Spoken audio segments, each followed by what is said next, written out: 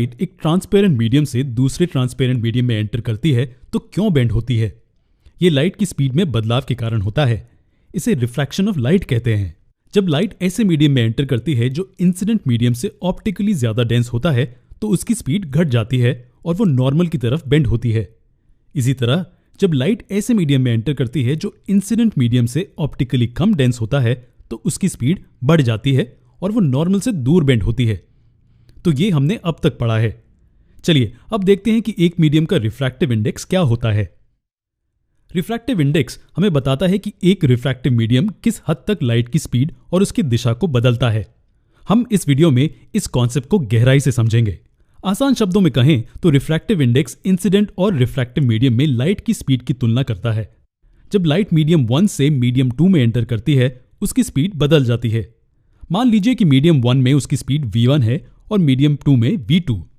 अब हमें इंसिडेंट और रिफ्रैक्टिव मीडियम्स में लाइट की स्पीड की तुलना करनी है तो हम speed of light in medium 1 to speed of light in medium 2 का रेशियो लेंगे।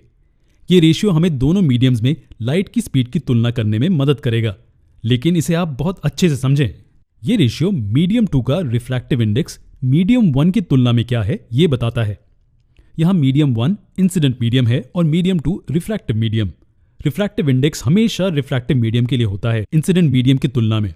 हम इसे कैसे डिनोट करते हैं? इसे n लेटर से डिनोट करते हैं और बेस में 2 1 लिखते हैं। इसे ऐसे बोला जाता है refractive index medium 2 with respect to medium 1। इसे ऐसे लिखा जाता है। तो रिफ्रैक्टिव इंडेक्स हमें बताता है कि लाइट की स्पीड कितनी चेंज होती है मीडियम 2 में मीडियम 1 की तुलना में। क्या होगा अगर लाइट मीडियम 2 से मीडियम 1 में ट्रैवल कर रही हो? इस केस में हम मीडियम 1 का रिफ्रैक्टिव इंडेक्स मीडियम 2 की तुलना में ऐसे लिख सकते हैं मीडियम 2 में लाइट की स्पीड और मीडियम 1 में लाइट की स्पीड का रेशियो। चलिए अब रिफ्रैक्टिव इंडेक्स की पॉसिबल वैल्यूज को डिस्कस करते हैं। पहला केस है जब रिफ्रैक्टिव इंडेक्स 1 से ज्यादा होता है और दूसरा केस जब रिफ्रैक्टिव इंडेक्स 1 से कम। लेकिन 1 के बराबर क्यों नहीं? अगर रिफ्रैक्टिव इंडेक्स 1 के बराबर होगा इसका मतलब लाइट की स्पीड में कोई बदलाव नहीं आया। इसका मतलब कोई रिफ्रैक्शन नहीं होगा। इसलिए ये 1 से या तो ज्यादा या तो 1 से कम ही होगा। चलिए केस 1 को समझते हैं जब मीडियम 2 का रिफ्रैक्टिव इंडेक्स मीडियम 1 की तुलना में 1 से ज्यादा है। इसका मतलब रेशियो v1 ओवर v2 1 से ज्यादा है, यानी कि लाइट की स्पीड मीडियम 1 की तुलना में मीडियम 2 में कम है। इसे अच्छे से समझें। लाइट मीडियम 1 से मीडियम 2 में ट्रैवल कर रही है, इसलिए हम मीडियम 2 का रिफ्रैक्टिव इंडेक्स देख रहे हैं मीडियम 1 की तुलना में। हम n21 देख रहे हैं। ये v1 ओवर v2 के बराबर है। अगर रिफ्रैक्टिव इंडेक्स 1 से ज्यादा है इसका मतलब न्यूमरेटर डिनोमिनेटर से ज्यादा है, इसलिए हम कहते हैं कि v1 v2 से ज्यादा है। या यूं कहिए कि v2 v1 से कम है। इसका मतलब कि अगर मीडियम 2 का रिफ्रैक्टिव इंडेक्स मीडियम 1 की तुलना में 1 से ज्यादा है तो हम कह सकते हैं कि v2 v1 से कम है। या हम कह सकते हैं कि लाइट की स्पीड रिफ्रैक्टिव मीडियम में कम हो जाती है। इसका मतलब मीडियम 2 में एंटर होने वाली लाइट नॉर्मल की तरफ बेंड होगी। चलिए इसे नंबर्स की मदद से समझते हैं। मान लीजिए कि मीडियम 2 का रिफ्रैक्टिव इंडेक्स है 1.31। इसका मतलब मीडियम 1 में लाइट की स्पीड 1.31 टाइम्स है मीडियम 2 की तुलना में, जो कि लगभग 30% ज्यादा है।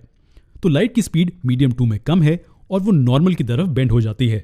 क्या आप बता सकते हैं कि अगर मीडियम 2 का रिफ्रैक्टिव इंडेक्स मीडियम 1 की तुलना में 1 से कम हो तो क्या होगा? जी हाँ, इसका मतलब न्यूमरेटर v1 डिनोमिनेटर v2 से कम होगा। या हम कह सकते हैं कि v2 v1 से ज्यादा होगा, यानी कि लाइट की स्पीड रिफ्रैक्टिव मीडियम में बढ़ जाती है और मीडियम 2 में एंटर होने के बाद लाइट नॉर्मल से दूर बेंड होती है। तो अब हमें पता है कि रिफ्रैक्टिव इंडेक्स की अलग वैल्यूज का क्या मतलब है। लेकिन चलिए एक स्पेशल केस की बात करते हैं जब मीडियम 1 वैक्यूम होगा। मीडियम 2 का रिफ्रैक्टिव इंडेक्स वैक्यूम की तुलना में होगा speed of light in vacuum over speed of light in medium 2। लेकिन हमें वैक्यूम में लाइट की स्पीड की वैल्यू पता है और वो क्या है? लगभग 300 मिलियन मीटर्स पर सेकेंड। इसके बारे में ऐसा क्या खास है? किसी भी मीडियम का रिफ्रैक्टिव इंडेक्स वैक्यूम की तुलना में उसका एब्सोल्यूट रिफ्रैक्टिव इंडेक्स कहलाता है। उसे n से रिप्रेजेंट किया जाता है और उसके बेस में रिफ्रैक्टिव मीडियम का नाम लिखते हैं। अगर रिफ्रैक्टिव मीडियम पानी है तो उसे n और बेस में वाटर ऐसे लिखा जाता है। ज्यादातर किसी भी मीडियम का रिफ्रैक्टिव इंडेक्स वैक्यूम की तुलना में ही होता है। ये रहा टेबल जो दर्शाता है कई मीडियम्स के रिफ्रैक्टिव इंडेक्स की वैल्यूज को वैक्यूम की तुलना में। आपने कुछ नोटिस किया?